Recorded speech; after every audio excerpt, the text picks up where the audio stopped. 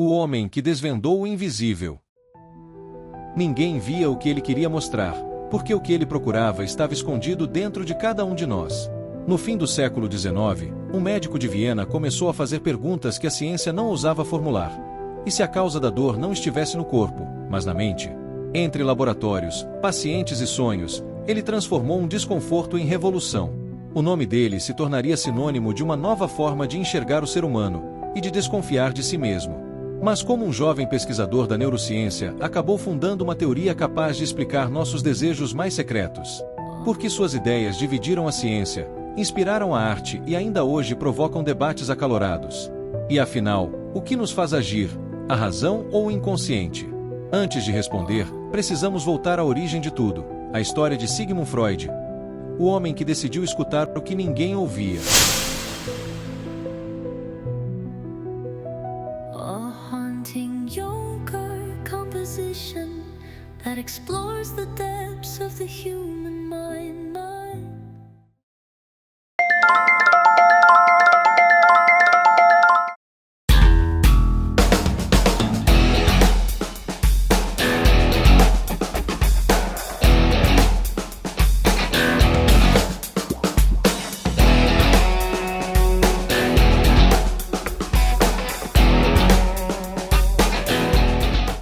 Contexto histórico e formação de Freud. Antes de revolucionar a forma como o ser humano compreende a própria mente, Sigmund Freud era apenas um estudante obstinado da ciência. Nascido em 6 de maio de 1856, na cidade de Freiberg, Morávia, hoje parte da República Tcheca, ele cresceu em uma família judia modesta, cujos recursos eram limitados, mas que cultivava grande apreço pelo conhecimento. Seu pai, Jacob Freud, era comerciante de lã.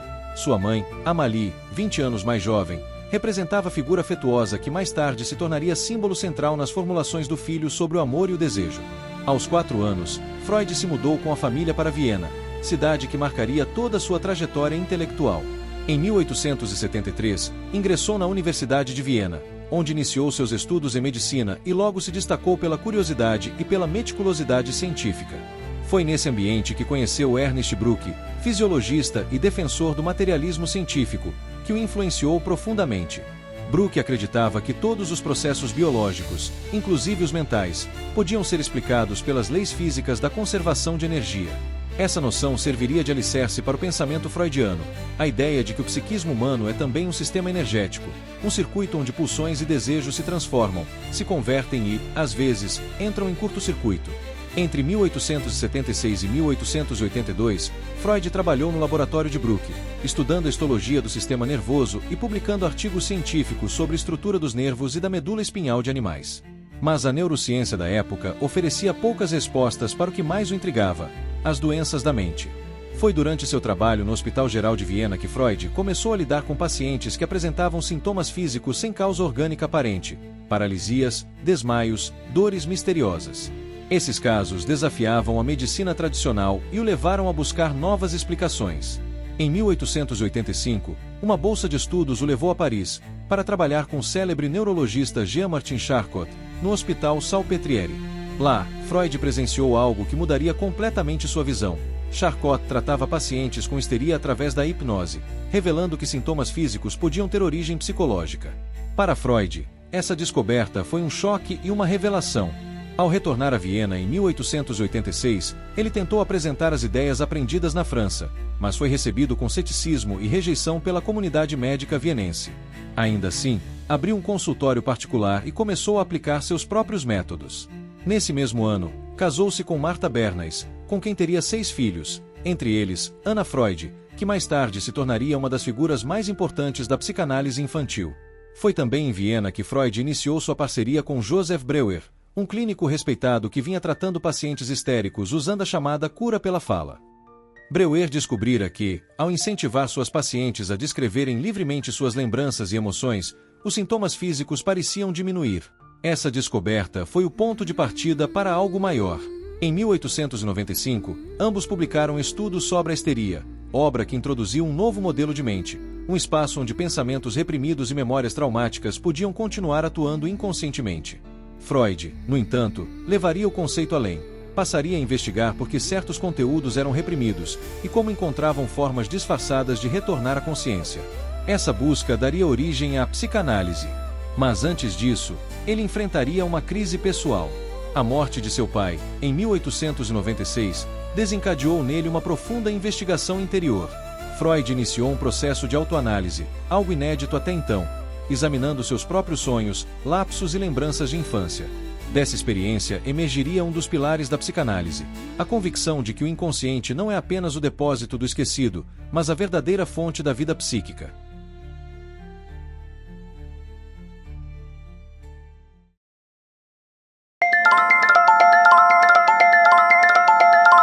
Teoria e legado. O ponto de partida da teoria freudiana é ousado. A mente é um sistema dinâmico de energia, submetido a leis semelhantes às da física. Os impulsos humanos, chamados de pulsões, buscam satisfação, e quando essa energia é bloqueada, ela não desaparece, apenas se transforma, ressurgindo sob outras formas, como sintomas, sonhos ou comportamentos repetitivos. Freud chamou essa energia de libido, associando-a, de modo amplo, ao instinto de vida e prazer. A libido é a força que impulsiona o ser humano desde a infância, e o modo como ela é canalizada define a saúde mental. Em contrapartida, ele também postulou a existência de uma pulsão oposta, o instinto de morte ou thanatos, responsável por tendências autodestrutivas e agressivas. Essas forças entram em conflito dentro do que Freud chamou de estrutura psíquica. O id, sede das pulsões inconscientes, obedece apenas ao princípio do prazer. O superego, formado pela internalização das normas sociais e morais, representa a censura e a culpa. O ego, por sua vez, atua como mediador, tentando equilibrar os desejos do id com as exigências do superego e da realidade. Essa tripla tensão é a base da condição humana, e também da neurose. Quando o ego falha em conciliar essas forças, o conflito se manifesta em sintomas, ansiedade, fobias, compulsões. Freud acreditava que a chave para entender esses sintomas estava na infância. Ele formulou a teoria da sexualidade infantil, segundo a qual o desenvolvimento psíquico ocorre em etapas. A fase oral, em que o prazer está ligado à boca e à amamentação. A fase anal, associada ao controle dos esfíncteres. A fase fálica, quando surgem os primeiros impulsos sexuais e o famoso complexo de Édipo. O desejo inconsciente do filho pela mãe e a rivalidade com o pai. Seguem-se o período de latência e, finalmente, a fase genital, da maturidade sexual. A maneira como a criança atravessa essas fases determina sua estrutura psíquica adulta. Repressões mal resolvidas nessas etapas podem se converter em distúrbios e neuroses futuras. Para tratar esses conflitos, Freud criou o método da associação livre, abandonando a hipnose. O paciente era convidado a falar tudo o que viesse à mente, sem censura.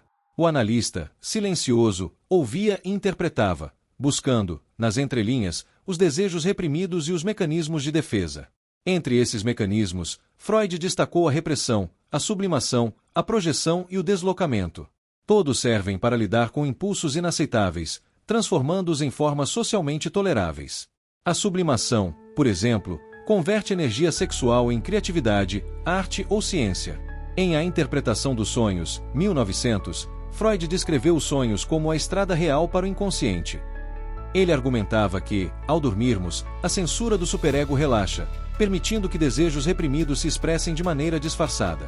O conteúdo manifesto do sonho, aquilo que lembramos, é apenas uma versão distorcida de seu conteúdo latente, ou seja, o desejo oculto que o originou. Freud também foi pioneiro em analisar os atos falhos, os lapsos de linguagem e os esquecimentos como formas de expressão do inconsciente. Para ele, nada é acidental, até o erro revela uma verdade escondida. Ao longo das décadas seguintes, Freud enfrentou duras críticas. Filósofos como Karl Popper questionaram o caráter científico da psicanálise, argumentando que suas hipóteses não são testáveis ou falsificáveis. Mesmo assim, Freud manteve sua convicção de que havia fundado uma ciência da mente. O impacto de suas ideias ultrapassou a medicina. Elas influenciaram profundamente a arte, a antropologia, a literatura e até a crítica social. Escritores como Thomas Mann e surrealistas como Salvador Dalí encontraram em Freud uma linguagem para traduzir o inconsciente em imagens e símbolos.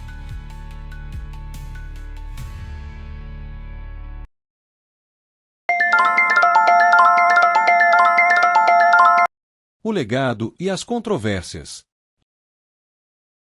Em 1938, fugindo da perseguição nazista, Freud deixou Viena e se exilou em Londres, onde viveu seus últimos meses. Sofrendo de um câncer na mandíbula, ele morreu em 23 de setembro de 1939, após pedir que seu médico lhe aplicasse uma dose letal de morfina, um último gesto de controle sobre o próprio destino. Mas sua morte não encerrou o debate sobre sua obra, pelo contrário, foi o início de uma nova era. Freud deixou não apenas uma teoria, mas uma linguagem inteira para falar da mente.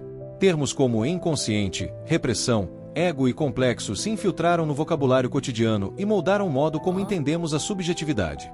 Ainda assim, o legado freudiano é controverso.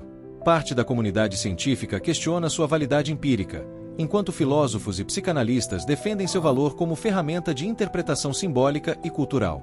Autores como Paul Ricoeur e Herbert Marcuse reinterpretaram Freud como um pensador da liberdade e do desejo reprimido pela civilização. Outros, como Jeffrey Masson, o acusaram de ter encoberto a realidade dos abusos sexuais na Viena do século XIX ao substituir sua teoria da sedução pela teoria do desejo infantil. Apesar das críticas, o pensamento freudiano continua vivo, tanto nas clínicas quanto nas universidades.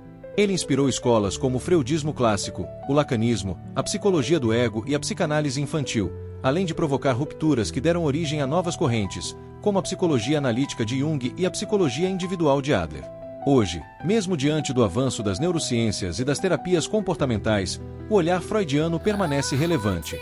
Suas perguntas sobre o inconsciente, o desejo e a repressão continuam ecoando em nossas relações, na política, na arte e até nas redes sociais. Freud talvez dissesse que, por trás de cada ato racional, existe um impulso invisível guiando nossas escolhas. Que o ser humano é, antes de tudo, um ser dividido, entre o que sabe e o que teme saber. E, ao fim, sua pergunta continua a nos assombrar. Somos realmente senhores da nossa própria mente?